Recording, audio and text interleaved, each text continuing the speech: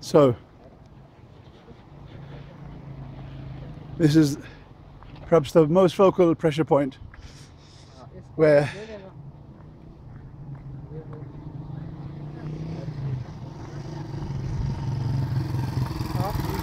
various and numerous citizens of AJK from various parts of the territory have converged on Tithrinote, or at least to Ser Cross, as this place is known, in Tashid Hajira.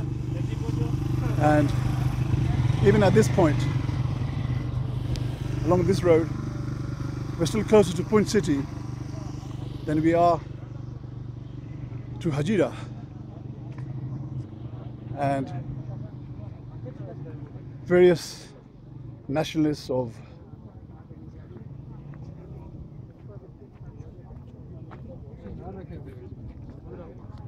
various flavors are present here.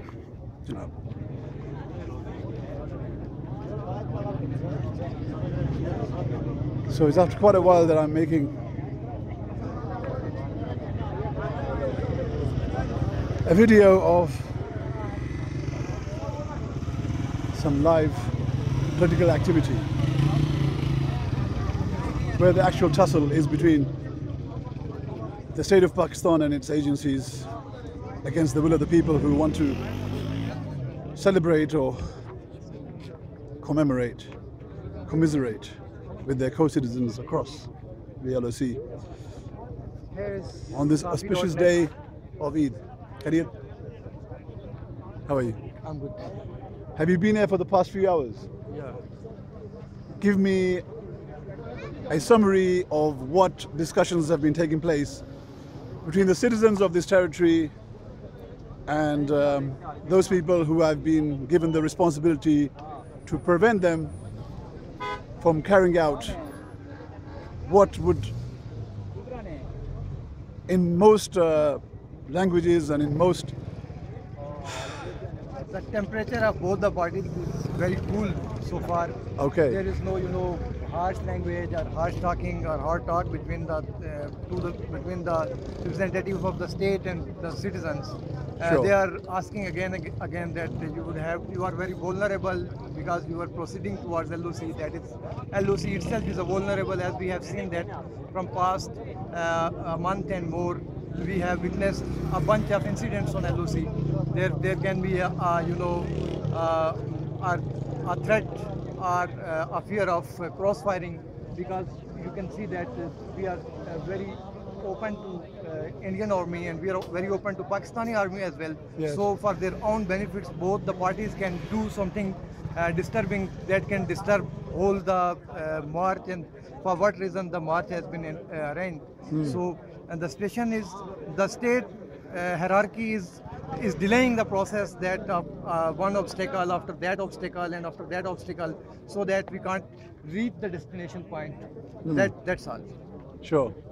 So basically the discussion is actually taking place between the AJK police, Yeah. who are more or less intermediating on behalf of the Pakistani state. Exactly. Yeah. But the role of AJK state is really as a mediator, you may say, or Yes. as a facilitator of Pakistani state. Yes. So they are facilitating the state, in fact, not the citizens. And it's interesting that perhaps many of these people representing the AJK police also share the same sentiments as most of the people here. Yeah, the residents of LOC or ceasefire line are, they are witnessing a bunch of things from since last couple of months, that cross-border firing and backdoor diplomacy in between Pakistan and India. But they are not the beneficiary of that diplomacy. That what diplomacy Pakistan and India are doing, they are extremely vulnerable from cross-firing, and their sentiments are same as the people gathered here are having. Yes, very true. Thank you very much, Azhar Mushtaq Sahab, for the moment, and I'm sure this scene will get a bit more interesting. Let me elaborate that these peaceful people are not going to sabotage any state hierarchy. Or this march is totally a symbolic thing to Yes. to have uh, uh, to have binding with that part of the border. Yes. Their residents, they have the same sentiments that they want to come here and go there. They want free access to meet their their relatives, their statesmen here Yes. at this site.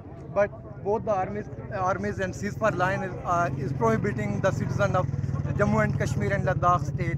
So the situation, and most obnoxious thing is that due to the crossfiring of both the armies, citizens of both the sides are in danger. Yes. Their wealth, their homes, their education is being compromised due to the crossfiring. Yes. So we, the people and people here gathered, and all the people residing near LOC, they are in a view that we would have to we are demanding the sustainable peace on CFL. Yes. Because we don't want any cross-border firing and any cross-border ammunition competition. And they are in a view that if they are intended to fight, they should fight on international boundary like on Sialkot and on Wagah border. Yes, indeed. Thank you. I just want to reiterate that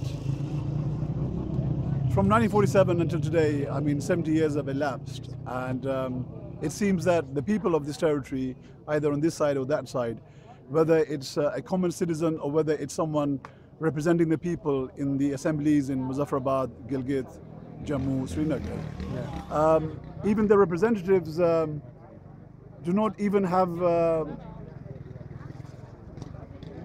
the power comparable to an average citizen of, let's say, Switzerland. I mean, an average citizen of Switzerland can change the constitution through a procedure. Yeah? Whereas the Prime Minister here, right, cannot even transfer a government employee from one place to the other. That is a shortfall of policy indeed. That means the Chief Secretary is coming from Pakistan, the IG is coming from Pakistan, the Minister of Health is coming from Pakistan, Accountant General is coming from Pakistan.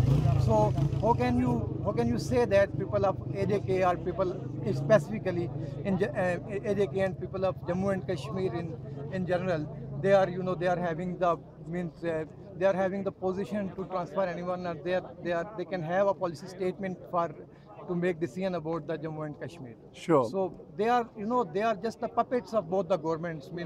One is from Indian side and two are from Pakistani side, because they have puppet governments, and they are not serving as the shadow governments even. Their role is very limited. Their scope of work is very limited. So they are not even solely representative of all the inhabitants of this state. Sure. And finally, I just want to mention that in 1949, there were two Karachi agreements. Yeah. There was one on the 28th of April between supposedly what were two representatives of the AJK government, Yeah. and the Pakistani state, wherein a lot of powers and a lot of initiative that should have remained here was given to Pakistan. And then there was a second Karachi agreement on the 27th of July 1949 between the Indian and Pakistani militaries, and effectively we as citizens cannot travel across there, and our citizens across there cannot travel here, not through any legal procedure. I mean, there is nothing lawful or there's nothing legal about preventing our citizens from going there or coming here. This is purely an agreement between India and Pakistan, which is in contravention to various human rights articles, whether under the banner of the UN, Yeah. or even otherwise. Even not in, that is not complemented in Geneva Convention even. Sure. So Absolutely. what means, even apart from all those agreements, means that one is Karachi Pact. You are referring to Karachi Yes. Pact, and one is 149. Yeah, one was a military pact. You Yeah, know, yeah, the second one was a military pact between. But apart from that, on 5th July of July 1948, there was there was. We'll break for a second.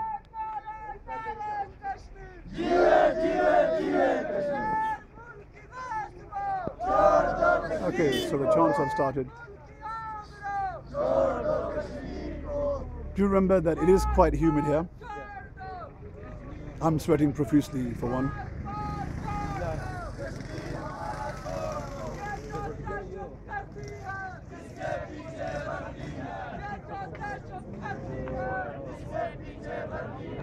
Across there you'll see the village or area of Kakuta, and that road also meanders its way back to Portly via Tatapani. That's the river Punch below, itself meandering like a snake towards the Mangla Lake.